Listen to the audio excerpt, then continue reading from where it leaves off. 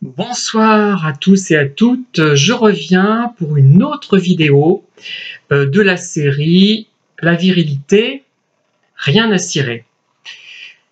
Alors, j'ai une thématique qui me semble intéressante et que je vais essayer de vous exposer. Elle n'est pas si simple et vous allez comprendre pourquoi.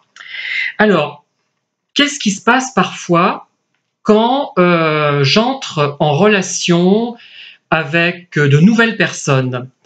Au début, tout va très bien, tant que peu de phrases ont été échangées. Et là, je fais allusion plutôt aux relations que je développe, qui s'initient, qui commencent par le biais d'Internet. Donc, on échange sur, par exemple, Facebook, je prends cet exemple.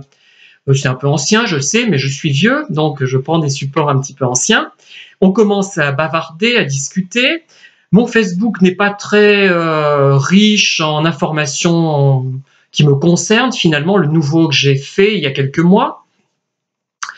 Et il y a quelques phrases qui s'échangent de part et d'autre. Alors, au bout d'un moment, quand tout se passe bien au départ, au départ tout va bien, mais au bout d'un moment, quand je commence à expliquer ce qui m'intéresse, ce que je fais, ou même quand je construis des phrases, il y a une méfiance, une peur de la part de l'interlocuteur. J'ai remarqué ça très vite. Et ce n'est pas mon imagination, je l'ai observé depuis très longtemps. Il y a de nombreuses années que j'observe ce genre de choses. Et quand je dis, mais sans chercher à me vanter, pour communiquer, que j'ai écrit un livre de souvenirs, par exemple, sur l'école Sainte-Philomène de Montluçon, ce que j'ai fait, d'ailleurs je l'ai terminé, je n'ai plus qu'à le relire, après qu'il ait été relu d'ailleurs par mon mari. Je vais le relire encore et le publier. Alors là, il y a souvent un blocage. Pareil, quand je montre une vidéo, non pas pour montrer que je suis bon, ce n'est pas ça, c'est pour montrer comment je suis, comment je communique, quels sont les thèmes qui m'intéressent, notamment les thèmes dansés, de façon très amateur, de façon très originale, qui a un intérêt parce que justement c'est original et ce n'est pas du tout conformiste. Et bien souvent les personnes me disent non, ça ne peut pas aller, on arrête là. Alors, moi, je vois deux explications. Alors, il y a une première explication qui renvoie à la crainte de ne pas être à la hauteur. On me surestime, sans doute.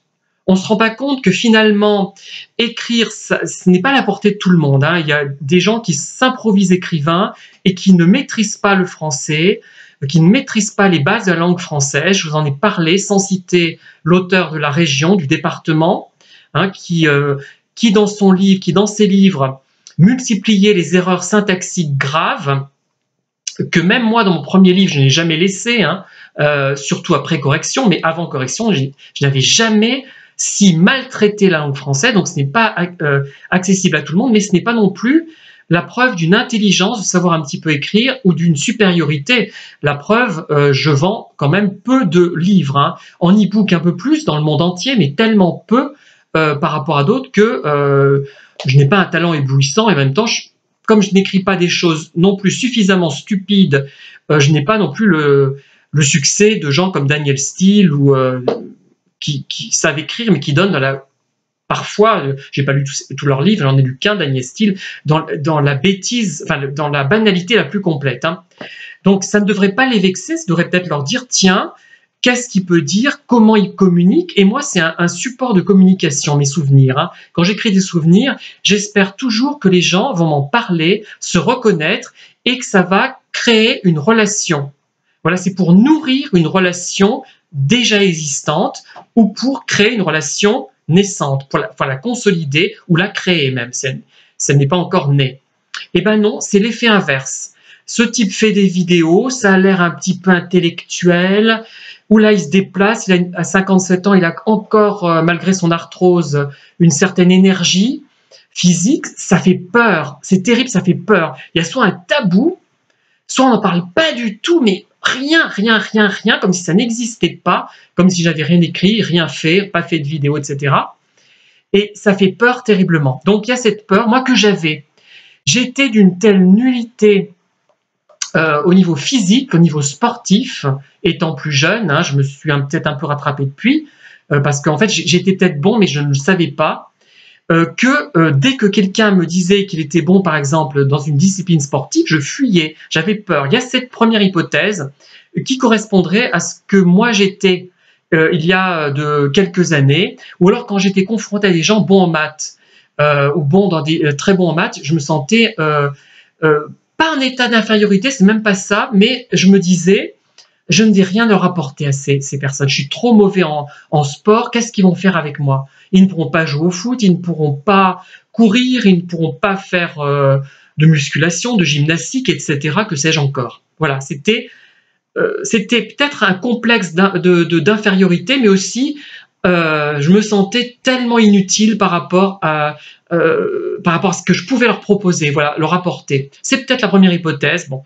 Il y a une deuxième hypothèse qui renvoie plutôt à ce type de vidéo que je fais, la virilité, rien à cirer, et qui renvoie à cette volonté machiste, viriliste de dominer la personne qui est en face de vous, intellectuellement, physiquement, et quand on me voit, on peut penser que j'ai une certaine intelligence peut-être, mais en fait c'est surtout une grande sensibilité qui est rare. Là c'est vraiment rare. Je suis désolé, ce n'est pas d'un manque d'humilité, c'est la réalité. Sur le plan de la sensibilité, c'est rare. Une intelligence moyenne, certes, mais une sensibilité que je ne rencontre pas forcément tous les jours.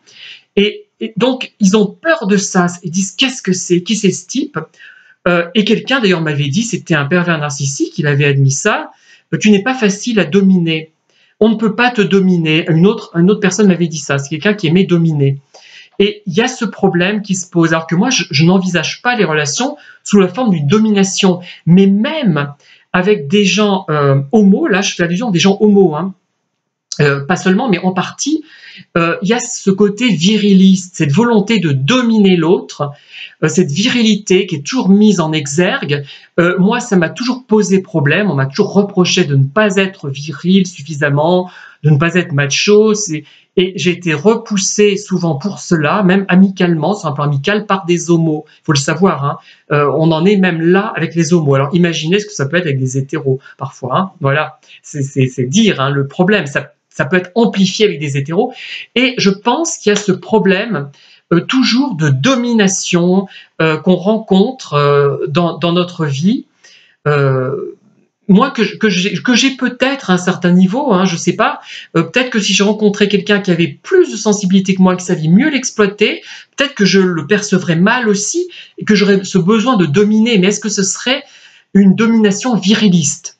Voilà ce que je voulais vous dire. Une vidéo qui ne va pas séduire beaucoup de gens parce qu'elle est assez, pas subtile, mais elle aborde un thème qui n'est peut-être pas très vendeur, voilà. Mais en tout cas, je suis content de vous l'avoir développé brièvement dans cette vidéo.